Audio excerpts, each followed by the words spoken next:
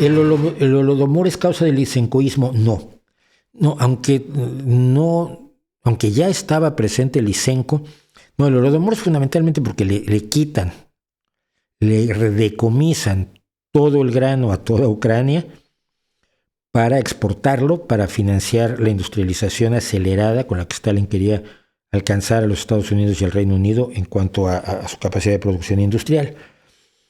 Tiene más relación, curiosamente, el lisencoísmo con el gran salto adelante de Mao. Pasó exactamente lo mismo. Se hizo un intento de potenciar la agricultura al mismo tiempo que se potenciaba el desarrollo industrial en China.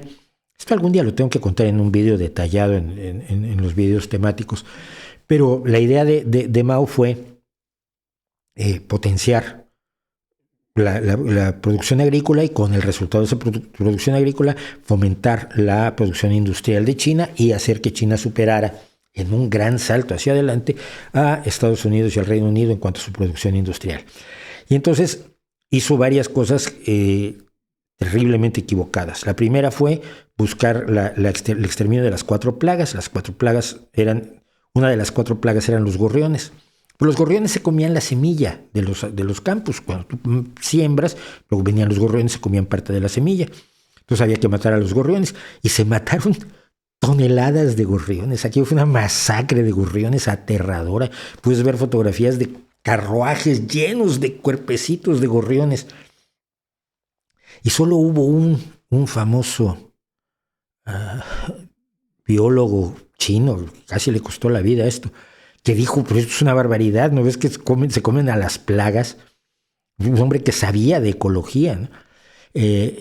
Pero la realidad es que al matar a los gorriones, efectivamente lo que pasó es que en el siguiente ciclo agrícola, fue, si mal no recuerdo, en el 61, 62, las plagas arrasaron, pues no tenían enemigo natural porque se habían matado a todos los gorriones. Entonces se perdieron grandes cantidades de cosechas por la muerte de los gorriones y luego por plantar los cultivos más cerca unos de otros. Los campesinos saben, tú arrojas semilla, no arrojas la semilla a la distancia a la que va a ir cada planta, pero luego quitas las plantas que sobran para dejar un espacio entre cada planta, entre cada planta de trigo, entre cada planta cada caña de maíz, entre cada planta de arroz, dejas un espacio, porque es el espacio que se sabe después de los años que tienen los agricultores haciéndolo, que es el que necesitan para sobrevivir.